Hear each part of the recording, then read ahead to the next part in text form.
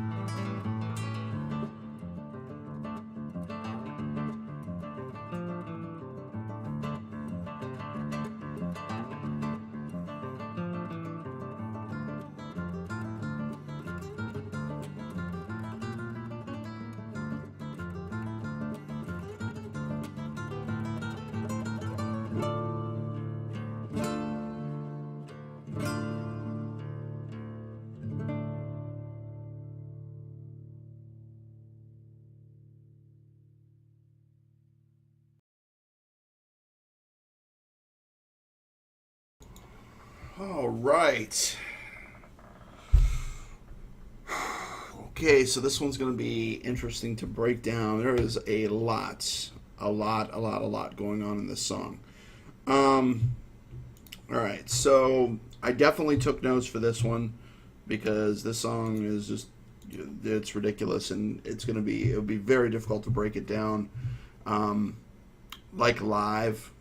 For it's fine for like even if it's a difficult song, like a challenging song.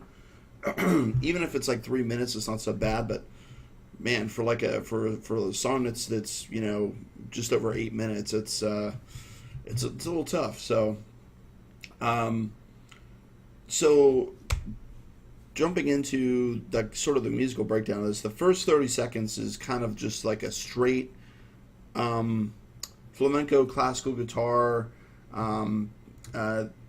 It had a like this song all throughout, and I think what I've noticed about Greg's acoustic stuff in all of their songs that they have it in is that there's definitely a classical influence more than just straight up flamenco style. Like I felt like when I was listening to the Witherfall stuff, it was more straight flamenco, whereas this was more of a classical influence. And maybe that's just because, we'll get to the end part and the heavy classical influences in that last outro section, the Appasionata part. So I really liked the way Greg uses the classical, like sort of approach to the acoustic guitar playing. And I don't know if he used an actual classic guitar on this song.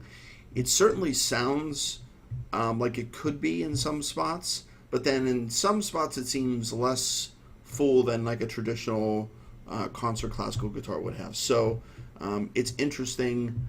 I wasn't quite sure, whether it was just like a standard flamenco guitar or whether it was a more traditional, concert classic. What is what they sometimes refer to them as. So, regardless, what's going on in this first 30 seconds is extremely challenging stuff from a guitar standpoint. It is like light years beyond anything that I could play. I did acoustic guitar for a long time when I was younger, and then I had an acoustic guitar from 2002 to around 2009 or so. I had a Dean Key Largo acoustic that I eventually ended up selling to try and downsize my collection of guitars a little bit, which it was ridiculous that I had as many guitars as I had for somebody who plays as little as I do now. So it did not feel justified. And actually that also financed a better amp anyways for me, because I wanted to get a better amp, and unfortunately that amp is non-functional right now. So, but as soon as I get that fixed, that'll be my main amp again. I'm using my backup one now, and it's the one I've had for like 20 years, and it's showing its age a little bit. It's not the greatest sounding amp in the world. Whatever pedal you put in front of it helps it greatly. It doesn't have a great natural sound, whereas the other amp had a really nice natural sound. In fact, it's so much so that I oftentimes did not want to put a pedal in front of it. So that was kind of I would say, sort of the intro to the song. And then we move into one of my personal favorite parts of the song, where we see this interplay between like heavy guitars intercut with this sort of like ascending strumming pattern on the acoustic. But then they go into this lead run that's mirrored on both acoustic and the electric, which sounds fantastic. This sequence gets repeated, I think, twice before they move into a short solo on the acoustic, followed by a relatively clean electric guitar solo. And then one of the things that I kind of like too about this part is the drum pattern, and just the overall feel of this particular part of the intro. Evokes almost like this salsa vibe, that's really cool, and like, salsa music. Then there's a quick lead run that ends off with an ascending sweep picking passage, and like just like a simple upstroke sweep picked arpeggio. I think it looked like it was from what I could tell, you know, in like glancing at the tablature and stuff, it looked like it was, and you never know how accurate the tablature and stuff is, but and it's tough because I'm not a 7-string player, and the guys use 7 strings, so it looked like it was maybe a 4 or 5 string ascending arpeggio, but it's a pretty cool riff regardless, and then nice little sort of a flourish to end that intro, and then from there it goes into like an extremely heavy but melodic riff that's kind of like this.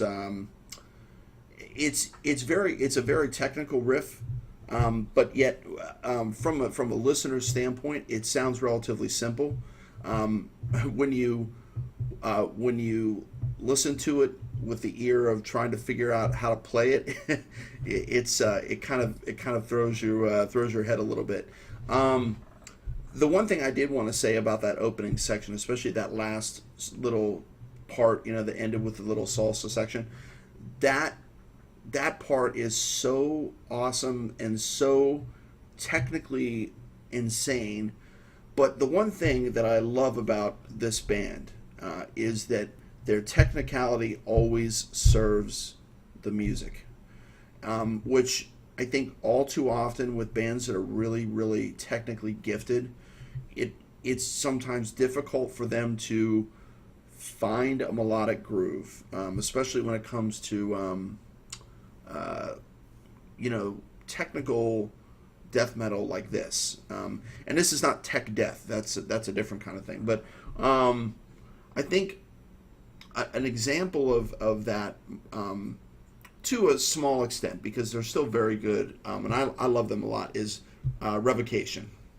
So they go really hard on the technicality sometimes, and I think occasionally it gets a little bit in the way of the melody. Not on all the songs, but on some of the songs, where I feel like the majority of the time on most of the Allegaeon songs I've heard, they're still always in the groove of the song. I don't really feel that they stray too far from keeping everything grounded, regardless of how technical things get. So moving into the verse sections here, like I said, it's this I love this riff that kicks off the verse. It's like this. It's like I said, it's difficult to describe because it's very technical, but it is not. It's not like a riff where you're like, oh, this could be a lead. It's definitely like a rhythm, groove riff, just a very difficult one to play. Then we move into this bridge section, which has this really heavy, like sludgy kind of riff, and it's interesting because the kind of sludgy nature of that riff mirrors the vocal accents. I'm not a singer, so I don't know the terminology there, but that's like it's like the way he's hitting the notes vocally is sort of matching the basically the tempo of the riff. So it's a really nice harmony between the two.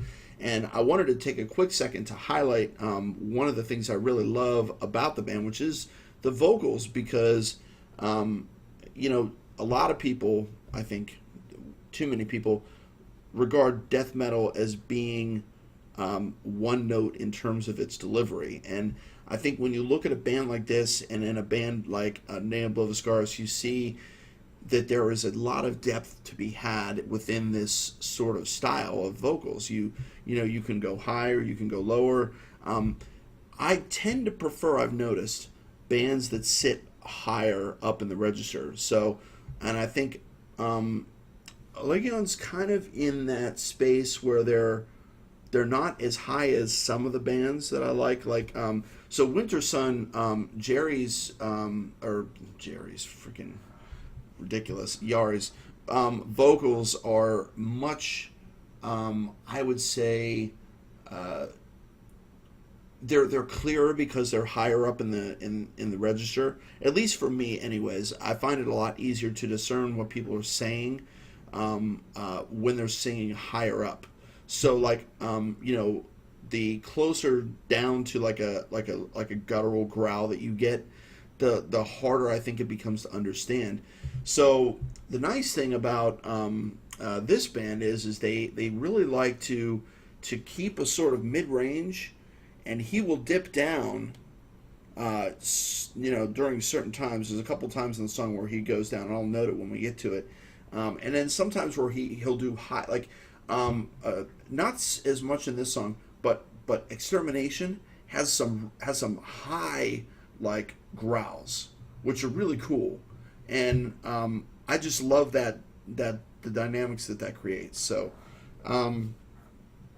moving beyond that,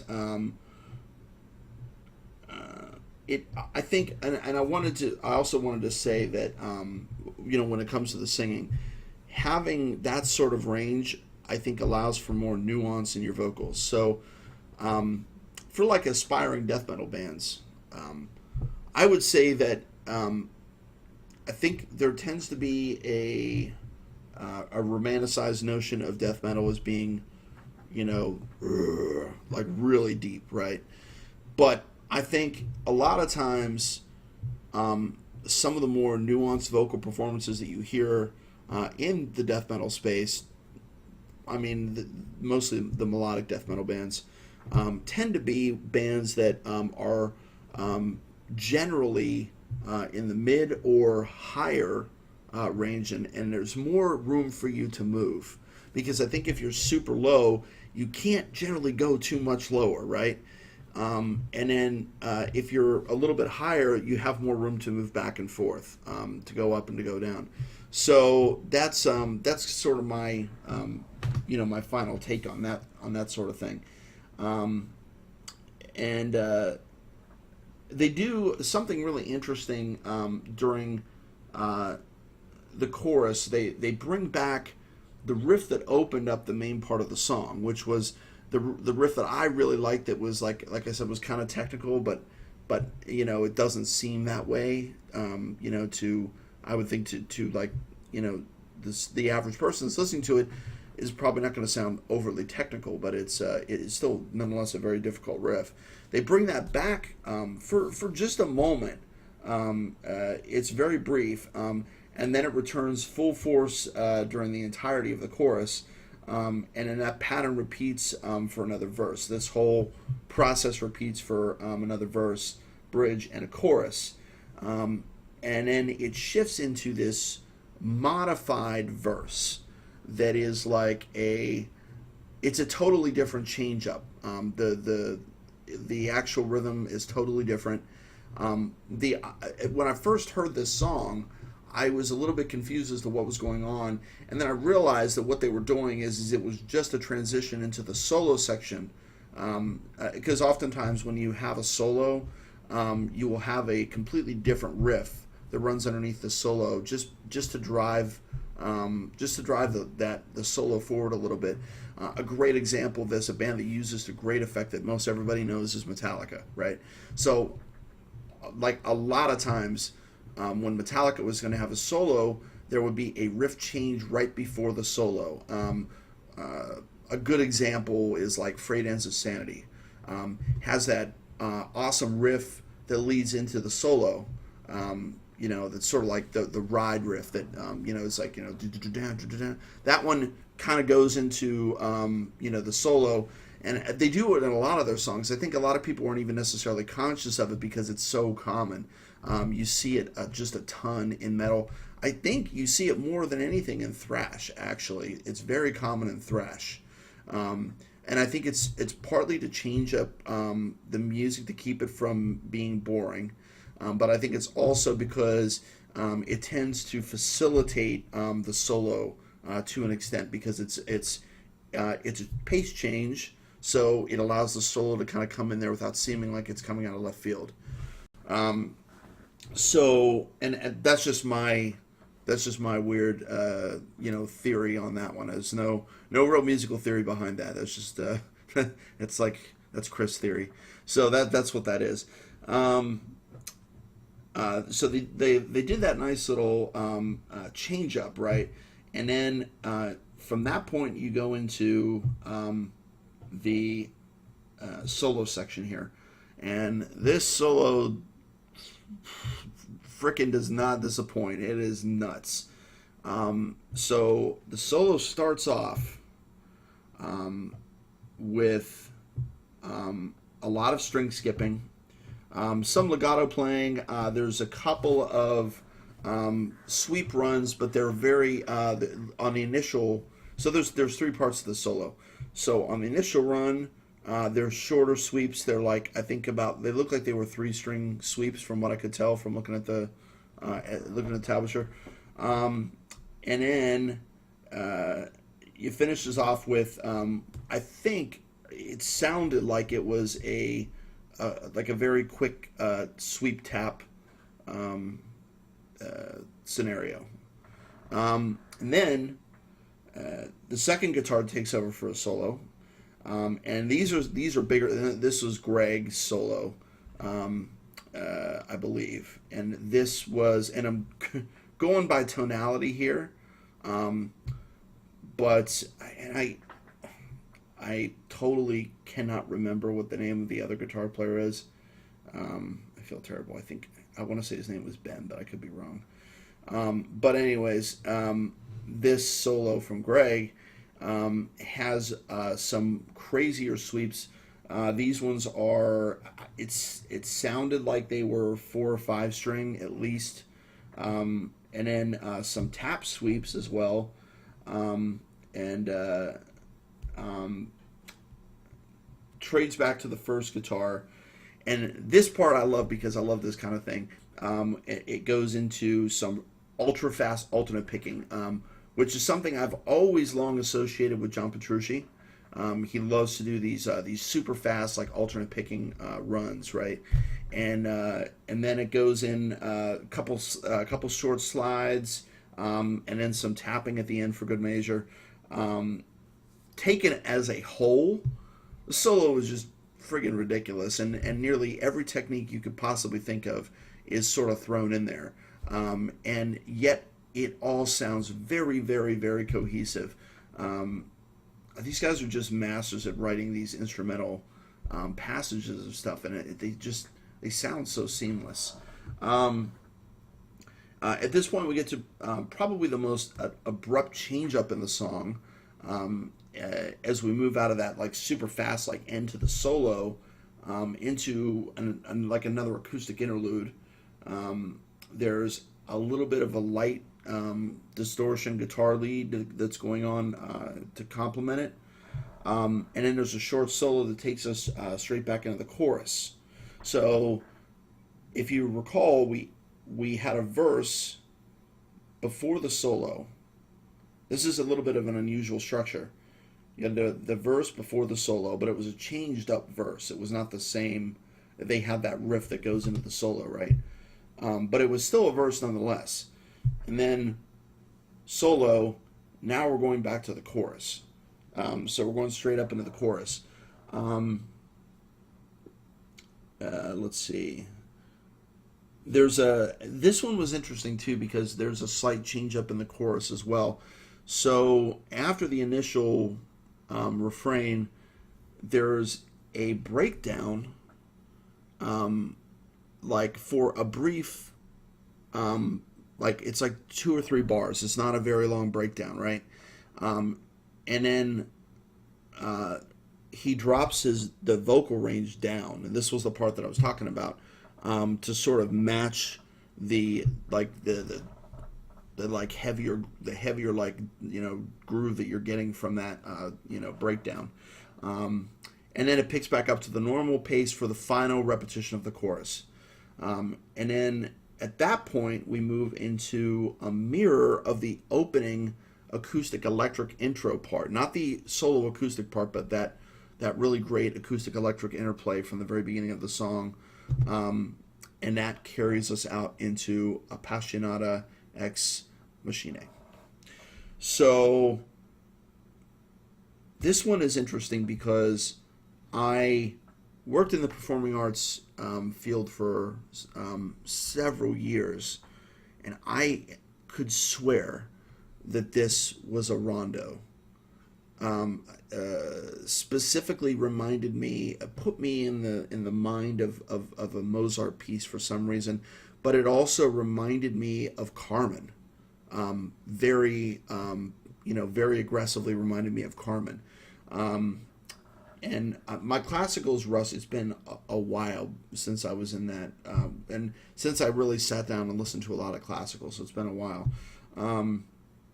And there's a bit of a Spanish flair to it, but again, still very much a classical type of performance. And that variation continues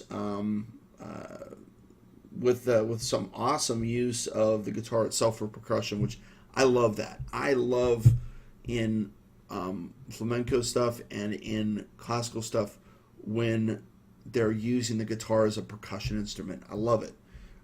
So that was cool. And then I really wanted to highlight, because this is so often overlooked in guitar, in solos, I mean, just in general, but the use of dynamics in this particular section was just unbelievable. You almost felt in a moment like the song was slowly fading out because the volume seemed to be dropping, but it was all dynamics. It was all tone dynamics. It was really, really cool. The rondo carries into this beautiful picking pattern, backed by some staccato strumming, sort of in between. And again, more percussion on the guitar. At that point, we move into the final section of the song, which is this really awesome series of lightning fast, picking pattern chord changes. So it's not a lead. It feels like a lead. I think when you're listening to it, it sounds like he's playing a lead, but it's a picking pattern. It's just that it's constantly evolving. It's unbelievable. I watched his playthrough video of this, so I got a real feel for what he was doing, and it's beyond my a lot of it beyond my comprehension. But this to me was just amazing, because the speed at which he's playing, the BPM increases quite a bit here, and this part, the amount of skill that it takes to do this, I mean, you cannot understate just how incredibly gifted all these musicians are. I didn't mention the bass, but the bass is prominent throughout most of this, and in fact, a lot of times is mirroring a lot of the stuff that's going on guitars, especially some of those technical riffs that I mentioned are being mirrored on bass, which is no small feat, right? And then the drumming is just ridiculous. The drumming is relentless, man, on all their songs. I mean, you can listen to any of their songs, and you can hear just how ridiculous the drumming is. And then he finishes off this beautiful piece with just a couple of chord flourishes, and then that's it. That is the song. Whew. Crazy, crazy piece. Just beautifully, beautifully crafted. And it really speaks to just how gifted these guys are. It's a shame that they're not more well known, and I'm looking to see if I can find some lyrics for Gray Matter Mechanics, and because that would actually be kind of helpful for the. Um, let's see. Here we go.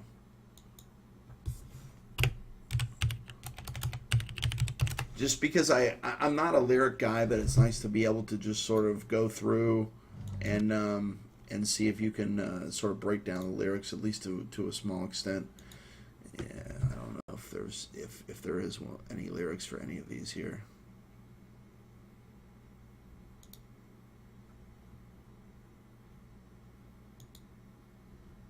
Yeah. Yeah, I don't think I have any. I don't think I have any lyrics for this particular song. I have lyrics for some of their other songs, but not for this one, unfortunately.